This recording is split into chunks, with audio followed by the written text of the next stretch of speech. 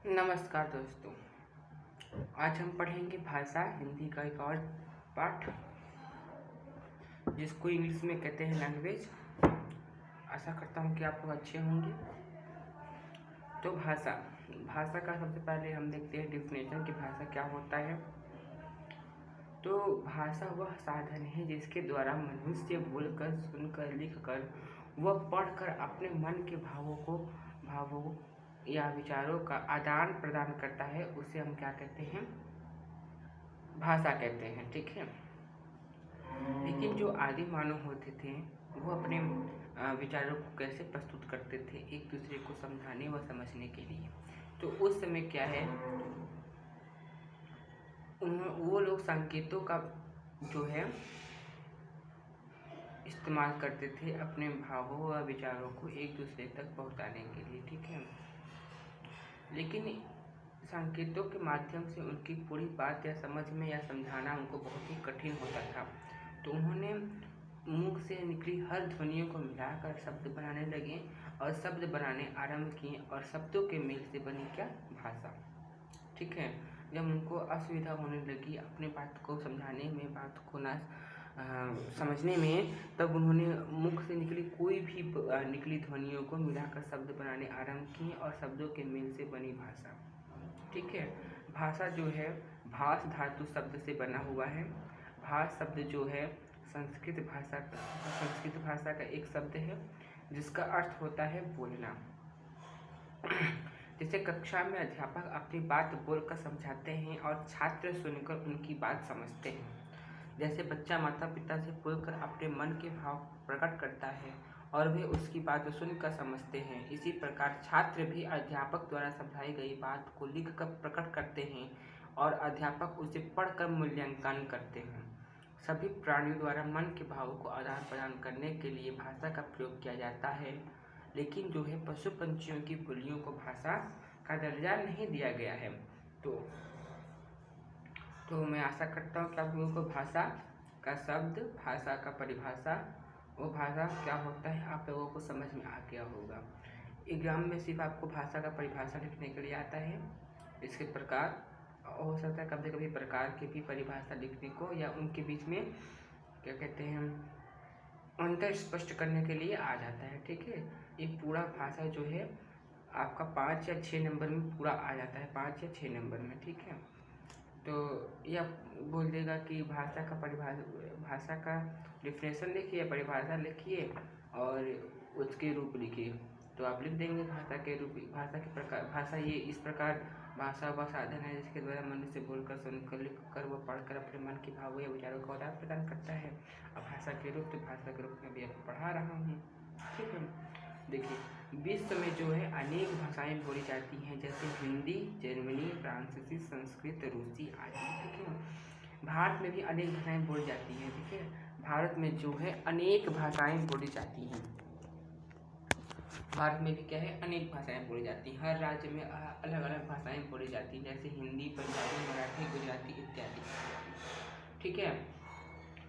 जैसे हमने देखा कि एक शिक्षक जो है बोलकर अपने भावों प्रकट कर रहा है तथा बच्चे उसको पढ़कर, सुनकर क्या है उनकी बातों को समझ रहे हैं, तथा दूसरी जगह हम देख रहे हैं कि जो छात्र हैं वो लिख कर उत्तर स्पष्ट करते हैं और जो शिक्षक है उनको जांच कर मूल्यांकन करते हैं।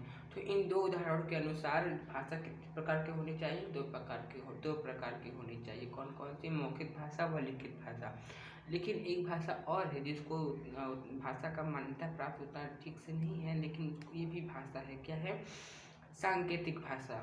सांकेतिक भाषा में वह लोग आते हैं जो संकेतों के द्वारा अपने बातों को एक दूसरे को, अपने भावों को एक दूसरे को आदान प्रदान करते हैं, एक दूसरे को समझाते हैं, एक दूसरे को समझने में मदद प्रदान करते हैं। उन्हें हम क्या कहते हैं? सांकेतिक भाषा।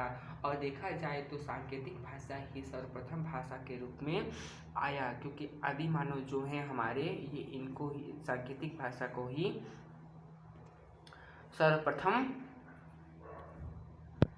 इस्तेमाल में लाए थे। ठीक है। ये सांकेतिक भाषा लिखा है। जब संकेतों के द्वारा बात समझाई और समझी जाती है तब वो भाषा सांकेतिक भाषा कहलाती है। जैसे चौराहे पे खड़ा, एक मिनट रफ कर दे इसको। जैसे चौराहे पे खड़ा यातायात नियंत्रणकर्ता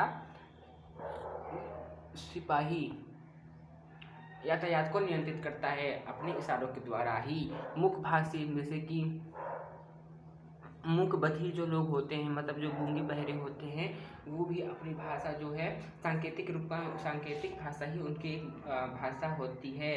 तो आगे आगे आगे आगे आगे हम आते हैं मौखिक भाषा में। तो मौखिक भाषा पढ़ने से पहले कुछ इसको हम देख लेते हैं कि मौखिक भाषा होता क्या है। ठीक है।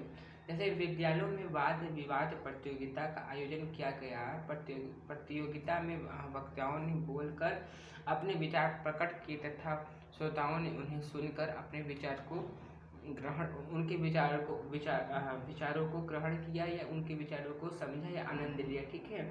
वह भाषा क्या होती है? मौखिक भाषा होती है, जिसमें एक व्यक्ति बोलकर तथा दूसरा व्यक्ति सुनकर बातों को समझे, उन्हें हम क्या कहते हैं? मौखिक भाषा कहते हैं। इस प्रकार हम कह सकते हैं कि मौखिक भाषा का वह रूप जिसमें एक भाषा का माफ कीजिएगा कि भाषा का वह रूप जिसमें एक व्यक्ति बोलकर विचार प्रकट करता है और दूसरा व्यक्ति सुनकर उसे समझता है, उसे हम क्या कहते हैं? मौखिक भाषा कहते हैं। ठीक है। क्या मैंने कहा कि यह भाषा का वह रूप है जिसमें एक व्यक्ति बोलकर अपने विचार प्रकट करता है तथा दूसरा व्यक्ति सुनकर उसे समझता है, उसे हम क्या कहते हैं? मौखिक भाषा कहते हैं। जैसे टेलीफोन हो गया, भाषण हो गया, नाटक हो गया, रेडियो हो गया इत्यादि, या दूरदर्शन भी कह सकते हैं। जितने भी बात होती है जिसको हम बोलकर प्रकट करते हैं उनको हम मौखिक भाषा कहते हैं। ठीक है।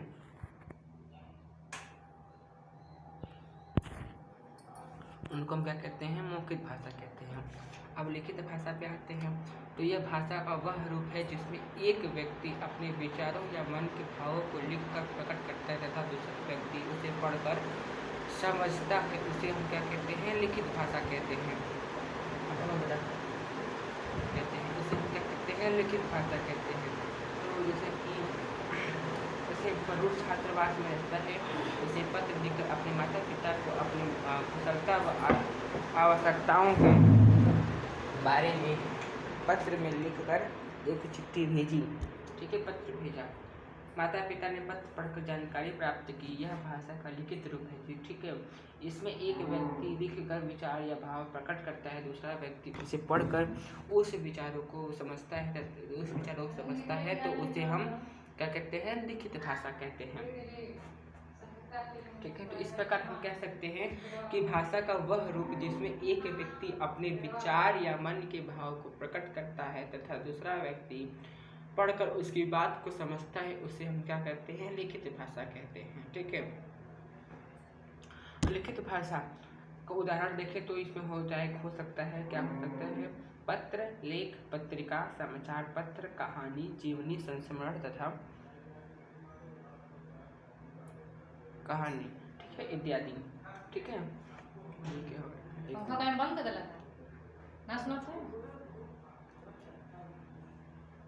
ठीक है। ये देखिए मैंने लिखा जैसे पत्र, लेख, जीवनी, उपन्यास, तार, संदेश इत्यादि। ठीक है। एक तार भी हो सकता है। ठीक है। तार।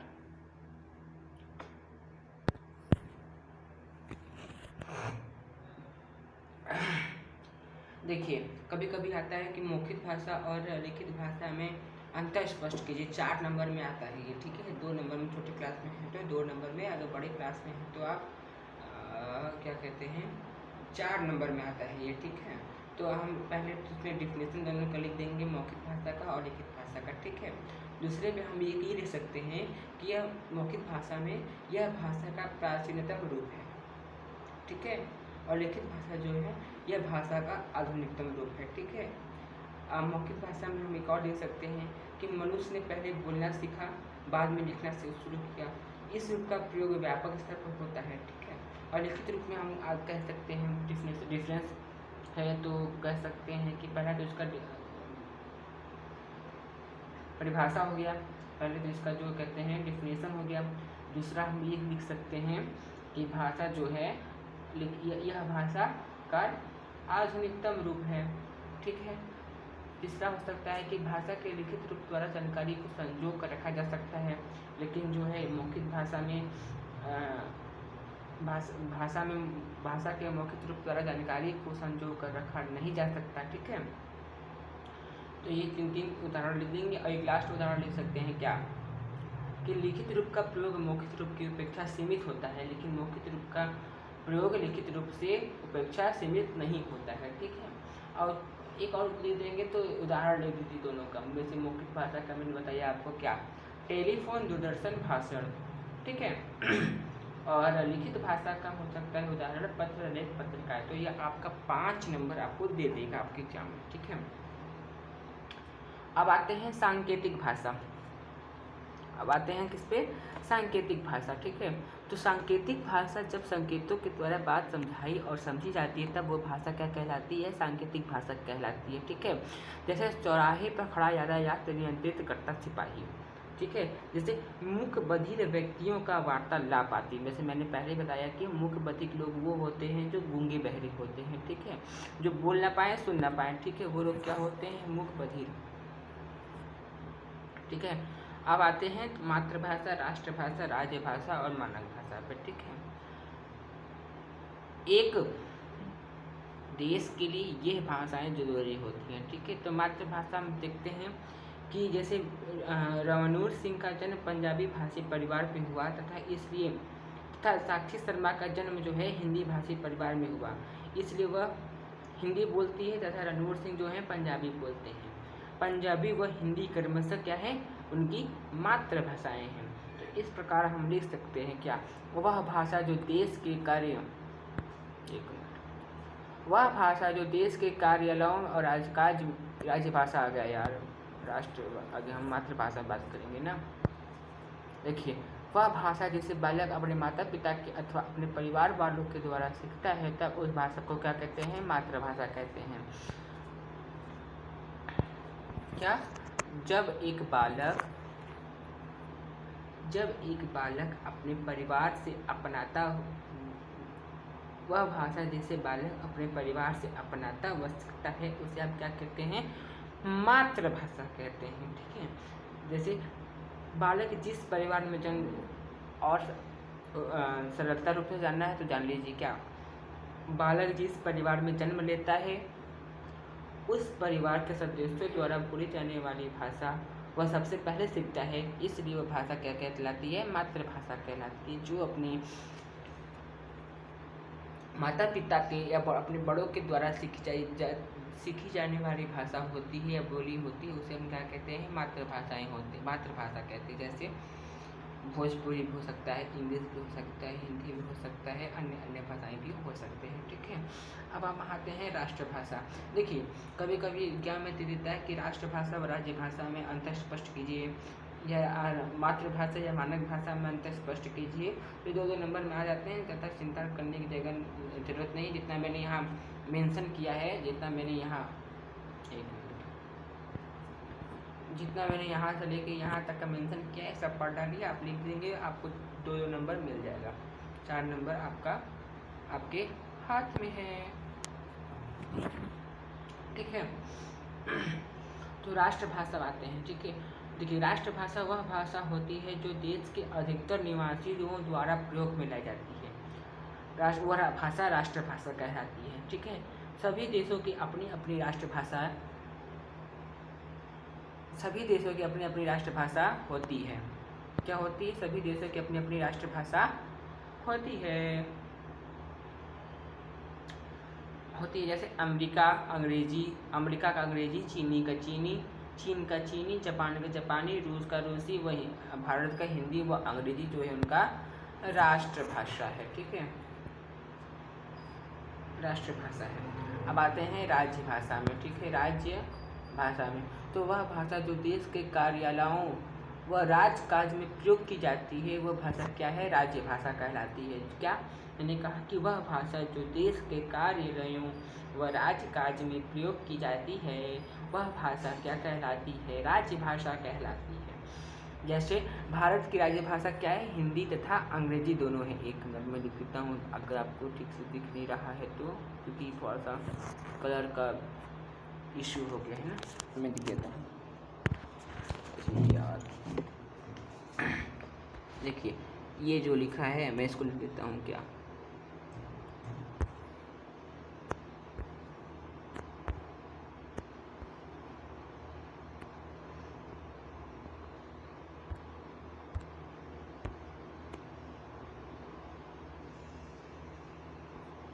भारत की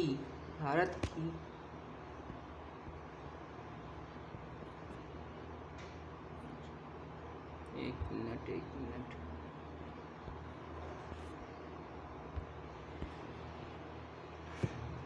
भारत की जो है राजभाषा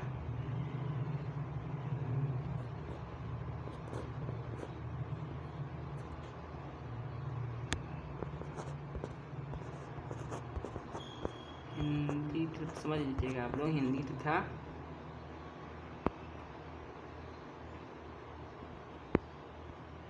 अंग्रेजी है। ठीक है, यही यहाँ लिखा था, यही यहाँ जो है लिखा है कि भारत की क्या है, भारत की राजभाषा हिंदी तथा अंग्रेजी दोनों है। ठीक है, तो मैंने क्या लिखा है, भारत की राजभाषा हिंदी तथा अंग्रेजी दोनों है। ठीक है, ये यहाँ लिखा हुआ था। ठीक है,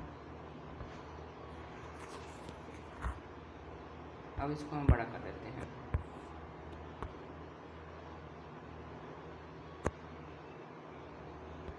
आशा करता हूँ कि आप लोगों को समझ में आ रहा होगा। ठीक है, देखिए राजभाषा देख लीजिए, जैसे अमेरिका की राजभाषा क्या है, अंग्रेजी है। चीनी की राजभाषा क्या है, चीनी की राजभाषा क्या है, चीनी है। ठीक है, अच्छा ठीक है। अब आते हैं मानक भाषा, ये बहुत ही इम्पोर्टेंट होता है। कभी कभी एग्जाम में 2 नंबर का अकेले पूछ किया जाता है। ठीक है, डरने की कोई बात नहीं जब मैं आप लोगों के साथ हूँ।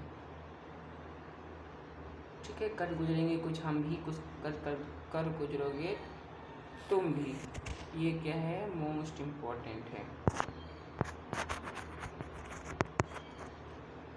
तो क्या है, मानक भाषा क्या होता है, विद्वानों तथा शिक्षाविदों द्वारा भाषा में एक रूपता लाने के लिए भाषा के जिस रूप को मान्यता दी जाती है वह भाषा क्या कहलाती है, मानक भाषा कहलाती है। ठीक है, मैंने क्या कहा कि विद्वानों व शिक्षाविदों द्वारा भाषा में एक रूपता लाने के लिए, क्या कहा, एक रूपता, ध्यान दीजिएगा, एक रूपता मतलब एक ही वेव रहे, एक ही फ्लो रहे। ठीक है, लाने के लिए भाषा की जिस रूप की मान्यता दी जाती है वो क्या कहलाती है, मानक भाषा कहलाती है। ठीक है, विद्वानों तथा शिक्षाविदों द्वारा।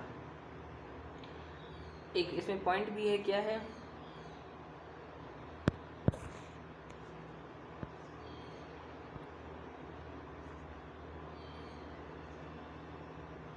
एक मिनट,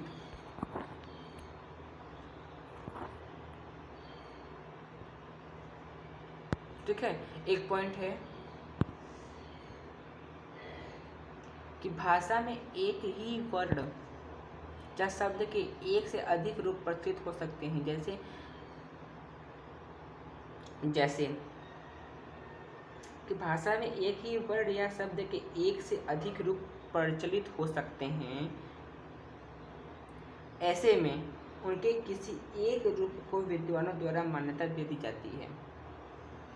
ऐसे में यहाँ जैसे लिखा गया है, ऐसे में उनके किसी की जगह इसी लिखा गया है। ठीक है, किसी एक रूप को विद्वानों द्वारा मान्यता दे दी जाती है। क्या करते हैं, क्या है ना, क्या टाइपिंग करने में थोड़ा बहुत दिक्कत होता है। अगर टाइपिंग करो फिर उसको सेट करो फिर करो तो दिक्कत हो जाता है, इसलिए थोड़ा सा लिखने में मिस प्रिंटिंग हो गया है। तो यहाँ जो है जैसे की जगह क्या होगा, एक मिनट में पूरा काट देता हूँ फिर से वहाँ लिख देता हूँ। ओ माय गॉड, ये क्या हो गया,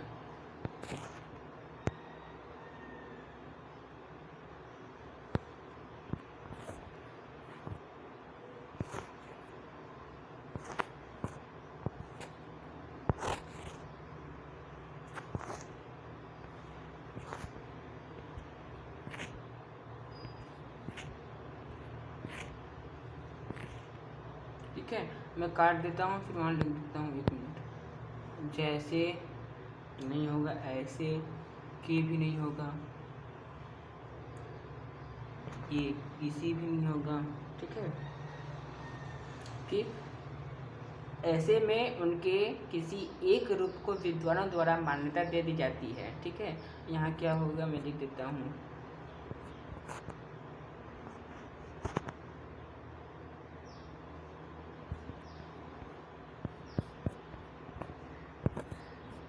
ऐसे में, और ये है किसी। तो भाषा में एक ही वर्ण या शब्द के एक से अधिक रूप प्रचलित हो सकते हैं। ऐसे में उनके किसी एक रूप को विद्वानों द्वारा मान्यता दे दी जाती है। ठीक है, जैसे गई। अब ये जो एक मिनट में भी पूरा काट देता हूँ यहाँ से, उसको आप लोग समझ गए ना। ठीक है,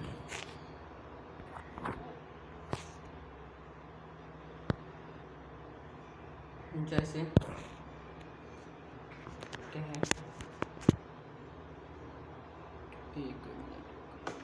21 मिनट हो गए। चलो, जैसे क्या है, ये गई। अब गई का जो इस प्रकार से गई नहीं लिखते, गई का जो है ये होता है। तो ये क्या है, एक रूपता है, इस भाषा का एक रूपता है। ये क्या है, आप कहलाएगी, ये कहलाएगी मानक भाषा। ठीक है, ये क्या कहलाएगी, आपका मानक भाषा। जैसे हम और देखें तो कह सकते हैं ठंड, ठंड। अगर ठंड को हम देखें तो कैसे लिखते हैं, ठंड। ये है क्या, एक रूपता, ये है मानक भाषा। ठीक है, ठंड ये क्या है, आपका मानक भाषा है। अगर हम और एग्जाम्पल इसका देखें, फर्स्ट ठीक से लिखिए, ठीक है, फर्स्ट ठीक से लिखते हैं। लिखिए अंत, अंत क्या है, अंत को कैसे लिखोगे, ये क्या है, एक रूपता इसका है। तो ये क्या हो गया, आपका मानक,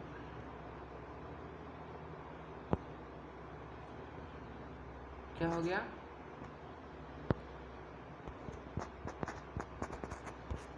मानक भाषा।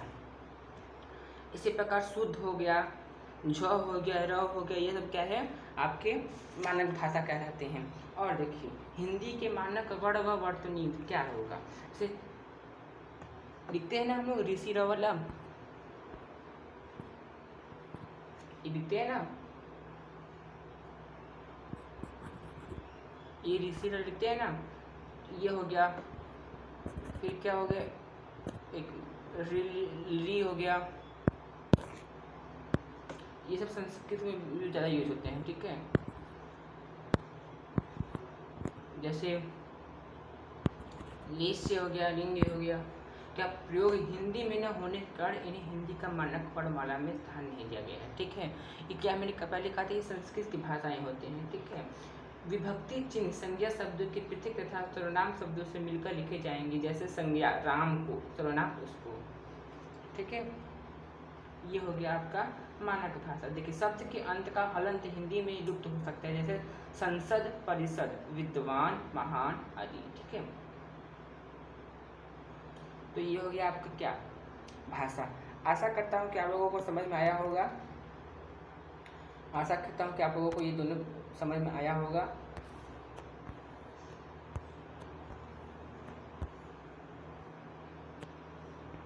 आप चाहें तो इसको यहीं से आप नोट कर सकते हैं